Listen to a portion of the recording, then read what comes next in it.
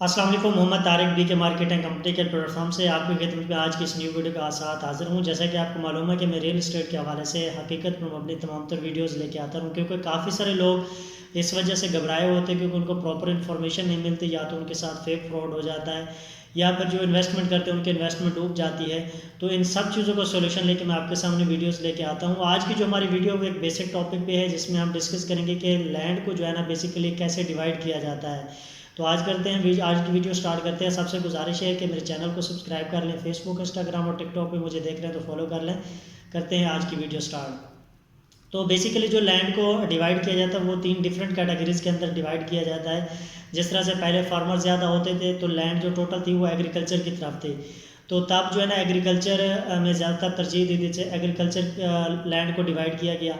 फिर उसके बाद ऐसे ऐसे इनोवेशन से तो इंडस्ट्रीज़ वगैरह बनना स्टार्ट होगी, तो फिर इंडस्ट्रियल लैंड भी एक अलग तरीके से उसके भी एक डेकोरम बना है।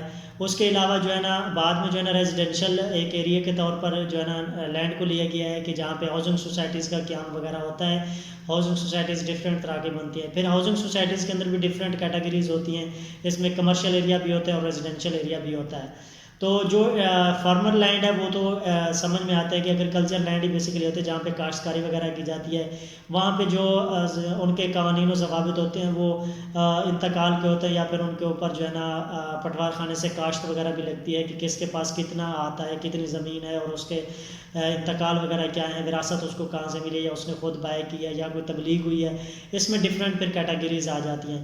इसी तरह से इंडस्ट्रियल लैंड है। इंडस्ट्रियल लैंड के लिए बाकायदा एक एनओसी बाकायदा लेना पड़ता है, जहाँ पे आप इंडस्ट्री कोई फैक्ट्री वगैरह बना रहे हैं या फिर कोई ऐसा प्रोजेक्ट बना रहे हैं जो कि आप दरामदात या बरामदात में हिस्सा लेना चाह रहे हैं, मुल्क की जो है ना प्रोडक्ट कुछ ना कुछ आप प्रोवाइड करना चाहते हैं, इंडस्ट्री बनाना चाह रहे हैं, कोई कारखाना बनाना चाह रहे हैं। उसके एक अलग एनओसी होता है क्योंकि उसमें इन्वायरमेंटल चीज़ें काफ़ी सारी इफेक्ट करती हैं। जिस तरह से आजकल मोस्टली ये होता है कि अक्टूबर नवंबर के अंदर स्मोक के वगैरह के मसाइल आते हैं। इसी तरह से इंडस्ट्रीज़ के अंदर से जब धुआं वगैरह निकलता है तो काफ़ी सारे इन्वायरमेंट के ऊपर भी इफेक्ट पड़ते हैं। फिर जो आबादियाँ होती हैं उनके ऊपर इफेक्ट पड़ता है। जो है ना पोल्यूशन होती है, एयर पोल्यूशन हो जाती है, नॉइज़ पोल्यूशन होती है। इस तरह से इनको फिर एनओसी देना पड़ता है। गवर्नमेंट जो होती है वो उसको एनओसी देती है कि यहाँ पे सूटेबल है आपकी फैक्ट्री बनाना या नहीं है, क्योंकि जब सिटी के दरमियान में अगर कोई फैक्ट्री बन जाए डेफिनेटली वहाँ के लोगों की ज़िंदगी काफ़ी मुतासर होगी, डिफरेंट जो है ना डिजीज़ भी काज कर सकती हैं। इसी तरह से जहाँ पे जो है ना एग्रीकल्चर का अगर एरिया है वहाँ पे कोई काश्तकारी ऐसी फसलें हैं जो इंडस्ट्री की वजह से तबाह हो जाती हैं, तो वहाँ पे उनको एनओसी नहीं दिया जाता है। मोस्टली इंडस्ट्रीज आप देखते होंगे, सुनते होंगे कि हमेशा शहर से काफ़ी दूर होती हैं, ऐसी जगह पे होती है जहाँ सुनसान जगह वाली साइड पे इंडस्ट्रीज़ वगैरह बनते हैं, मिल्स होती हैं, जिस तरह कारखाने होते हैं। तो ये मोस्टली जो है ना काफ़ी दूर दराज के इलाकों में देहाती एरियो में पाए जाते हैं, जहाँ पे कोई सिटी वगैरह का साथ में क्या या कम्युनिटी ज़्यादा यहाँ पे नहीं बसर कर रही होती।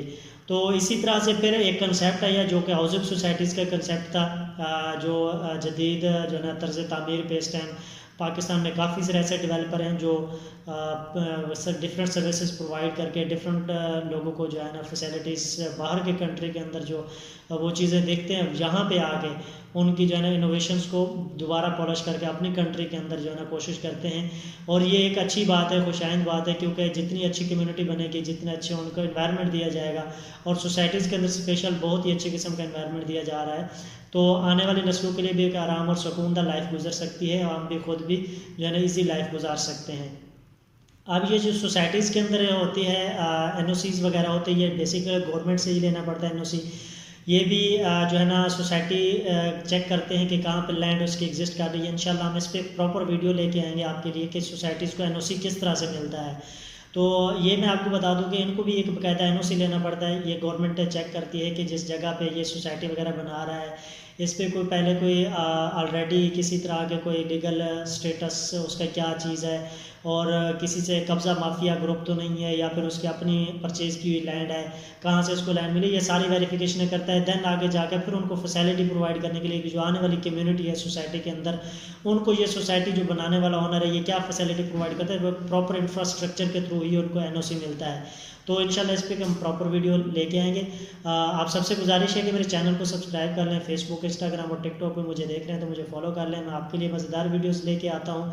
इंशाल्लाह अगली हम वीडियो जिस तरह से बनाएंगे एनओसीज़ के हवाले से बनाएंगे, फिर डिफरेंट इन्फॉर्मेटिव वीडियो आपके साथ शेयर करेंगे। और हमारा जैसे कि मैंने आपको पहले भी बताया, हर वीडियोज़ के अंदर मैं आपको बताता हूँ कि हम 1 बाय 1 पाकिस्तान के जितने बड़े प्रोजेक्ट्स हैं, जितनी बड़ी सोसाइटीज़ हैं, हम 1 बाय 1 विज़िट भी करेंगे सोसाइटीज़ को, आपको वर्चुअल विज़िट भी करवाएंगे, उसके जो है ना स्टेटस भी आपको बताएंगे कि उसके डेवलपर की क्या स्टेटस है, उसकी लीगल स्टेटस क्या है इस टाइम, उसकी डेवलपमेंट क्या है, डिलीवरी कितनी हो चुकी है।